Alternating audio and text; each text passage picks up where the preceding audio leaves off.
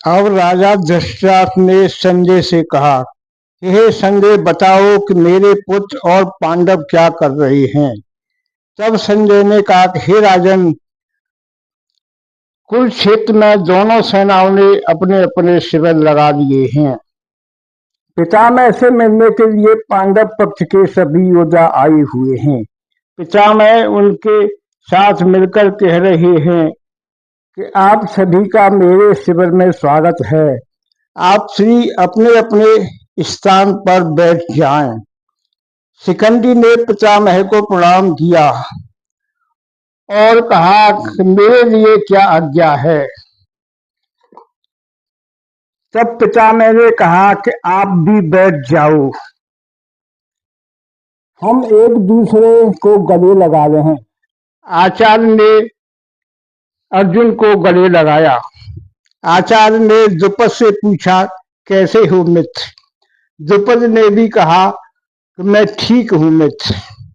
फिर पितामह ने कहा, हम सब अपने अपने निजी बातों को छोड़कर युद्ध के कुछ नियम निर्धारित कर ले, क्योंकि हम युद्ध के सिवा कोई मार्ग नहीं बचा है। इसलिए पांडव सेना के सेनापति युद्ध के नियम बना ले। फिर श्री कृष्ण ने कहा कि आप कौरवों के सबसे बड़े हैं, हम कोई नियम बनाने नहीं आए हैं। कौरव और पांडव आपके ही पुत्र हैं, अतः आप बड़े हैं, आप ही युद्ध के नियम बनाए। पांडव सेना आपके बनाए नियमों से ही युद्ध करेगी। फिर पिता ने कहा, हे केशव, मुझ पर यह दबाव मत डालो।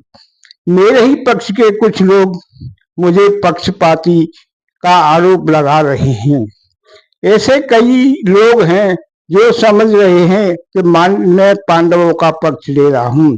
आप जानते हैं, कई वृद्ध हम लोग हस्तिनापुर के लिए जी रहे हैं। तब श्री कृष्ण ने कहा, आप कुरुश्रेष्ठ हैं, आप कौरव सेना के प्रधान सेनापति हैं, समय हमारे आदरणीय है, आप ही युद्ध के नियम बनाएं। फिर पिता ने कहा, हे माधव, युद्ध का एक ही नियम है कि हर युद्ध धर्म के अनुसार होना चाहिए। महारथी शिखंडी ने कहा कि गंगापुत्र, धर्म क्या है। फिर पितामह ने कहा कि धर्म यह है महारथी शिखंडी कि किसी पुरुष के सामने अपुरुष पर कोई अस्त्र नहीं उठाना चाहिए। धर्म यह कहता है, किसी योद्धा को जब तक दूसरे योद्धा के हाथ में शस्त्र न हो, उस पर वार नहीं करना चाहिए। इसलिए कोई किसी को घायल होने पर या युद्ध छोड़कर भाग रहा है, उसकी हत्या नहीं करेगा। जैसे कि किसी पर कोई भी हमला न करे। धर्म यह भी है कि उपचार करने वालों पर कोई आक्रमण नहीं करेगा। रथी से रथी युद्ध करेगा और महारथी से महारथी युद्ध करेगा। सूर्योदय के साथ युद्ध शुरू होगा और सूर्यास्त के साथ बंद हो जाएगा। रात्रि के समय एक पक्ष के लोग दूसरे पक्ष के लोगों से मिल सकते हैं, उन्हें कोई हानि न पहुंचाएगा। पांडव सेना के प्रधानपति चाहे तो नियम घटा या बढ़ा सकते हैं। फिर धृतराष्ट्र ने कहा, मैं द्रुपद पुत्र बड़ों का सर तो काट सकता हूँ, मगर बड़ों की बात नहीं काट सकता हूँ। ये सभी नियम आपके बनाए हुए नियमों को मानता हूँ, उनका पालन भी करूंगा और अपनी सेना के सभी से कहेंगे कि वे भी इन नियमों का पालन करें। अगर आपके पक्ष की किसी भी ने इन नियमों को पालन करने में जरा भी आनाकानी की, तो फिर मेरी तरफ से युद्ध में इन नियमों का पालन होगा या न होगा, मैं वचन नहीं दे सकता हूँ। अब पांडव अपने शिविर में आ गए। अर्जुन ने युधिष्ठिर से कहा, भ्राताश्री, मैं चाहूं तो इस दिव्यास्त्रों से कुछ ही दिन में युद्ध समाप्त कर सकता हूँ, पर मैं ऐसा नहीं करूंगा, क्योंकि आने वाला समय ये न कहे कि मैंने और भ्राता भीम ने युद्ध अपनी बाहों से नहीं दिव्य अस्त्राण से जीता है। इसलिए मैं दिव्यास्त्रों का कम ही प्रयोग करूंगा। मैं युद्ध आपके भाला भीमसेन की गदा और नकुल सहदेव की तलवार और मेरे बाणों से जीता जाएगा। और श्री कृष्ण जी उस समय रथ हाँकने में प्रवीण हैं, वह मेरे रथ को चलाएंगे। फिर युधिष्ठिर ने कहा, श्री कृष्ण दिखाई नहीं दे रहे। अर्जुन ने कहा, हे भ्राता श्री, वे जहां भी होंगे हमारे हित की ही सोचेंगे। श्री कृष्ण जी पितामह से मिलकर बाहर ही निकले थे। उन्हें अंगराज कर्ण दिखाई दिए। कर्ण ने कहा, हे श्री कृष्ण, मैं तुम्हें प्रणाम करता हूँ। फिर श्री कृष्ण ने भी उन्हें प्रणाम किया और कहा कि कर्ण, हम यहाँ कल से आरंभ होने वाले युद्ध के नियम निश्चित करने आए थे। सोचा मैत्रीपूर्ण कि ये आखिरी रात है, क्यों कल से युद्ध शुरू हो जाएगा। इसलिए मैंने सोचा कि जो मेरे प्रिय है और शुभ चिंतक हैं उनसे मिलता चलूं, जो मुझे अति प्रिय हैं। कर्ण ने कहा, हे केशव, क्या उनमें मैं भी एक हूँ। तब श्री कृष्ण ने कहा, निस्संदेह कर्ण, आप एक हो। अगर आप नहीं होते तो मैं आपसे मिलने ही क्यों आता। गंगापुत्र भीष्म की योजना मेरी समझ में नहीं आई है। उन्होंने आपको युद्ध न करने के लिए अलग क्यों रखा है, जबकि आप पितामह आचार्य द्रोण के बाद तीसरे नंबर के सबसे महत्वपूर्ण योद्धा हैं। पर पिता ने कहा है कि जब तक मैं कौरव सेना का प्रधान सेनापति हूँ, तब तक महारथी कर्ण युद्ध नहीं कर सकता है। उसके पास इच्छा मृत्यु का वरदान है। मुझे लगता है कि सूर्यपुत्र कर्ण इस युद्ध से दूर ही रहेगा। कर्ण ने कहा, हे वासुदेव, अर्जुन का भाग्य उसका रक्षा कर रहा है। पिता मैं भाग ले रहे हैं, इसलिए मेरे हाथों से अर्जुन नहीं बच सकता। पर क्या करूं, पिता मैंने मुझे युद्ध करने से अभी रोका हुआ है। तब श्री कृष्ण ने कहा, हे कर्ण, अर्जुन का वध करके क्या तुम सुख का अभिभूत कर सकोगे। कर्ण ने कहा कि हे केशव, आनंद का अभूत करने का नहीं, मेरी निष्ठा का है। श्री कृष्ण ने कहा कि जब आप युद्ध नहीं कर सकते हो तो लगता है कि दुर्योधन का कर्जा कैसे चुकाओगे। कर्ण ने कहा, मैं सोच रहा हूँ कि दुर्योधन का ऋण इसी जन्म में उतारना चाहता हूँ, पर अब अपने शिविर में बैठकर युद्ध देखूंगा। तब श्री कृष्ण ने कहा, जब शिविर में बैठकर युद्ध ही देखना है तो अपने भाइयों के शिविर में बैठकर देखो, क्योंकि आप इस दुर्योधन का कर्जा नहीं उतार सकते हैं। कर्ण ने कहा कि ऐसा नहीं कर सकता हूँ।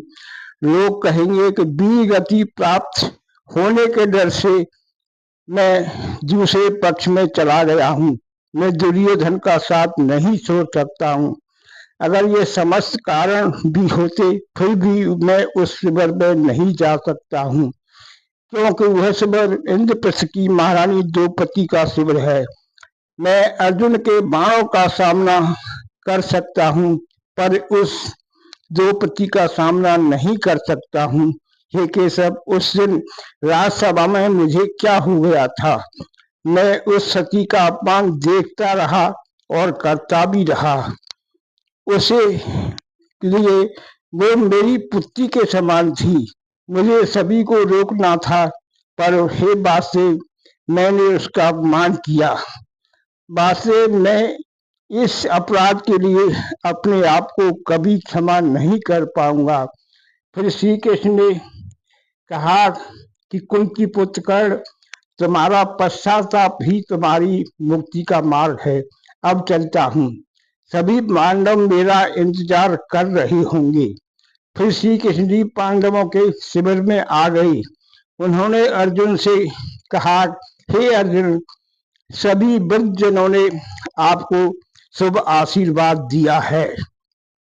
अब दूसरे दिन भोर में ही धृतराष्ट्र ने कहा, हे संजय, आज युद्ध का शुरू होने जा रहा है, इसलिए वहां का हाल मुझे सुनाओ। तब संजय ने कहा, हे राजन, सभी योद्धा कुरुक्षेत्र के मैदान में आ गए हैं। दोनों सेनाएं आमने सामने खड़ी हैं। कर्ण अपने शिविर में बैठा गंगा पुत्र से कह रहा है, आपने मेरे साथ अन्याय किया है।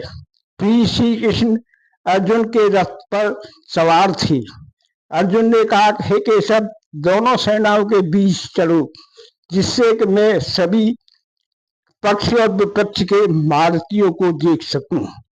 फिर श्री कृष्ण ने अर्जुन का रथ दोनों सेनाओं के बीच रोक दिया। पितामह ने कहा कि अर्जुन क्या कर रहा है? आचार्य ने कहा, अर्जुन कुछ दुविधा में दिखाई दे रहा है।